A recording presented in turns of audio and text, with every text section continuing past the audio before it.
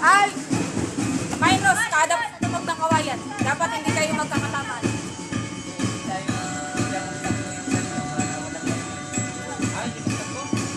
Paano ba ang hanay, ma'am? Dito, hoy. Doon ka, doon ka. Dito ka. Ikaw dito. Okay na dyan.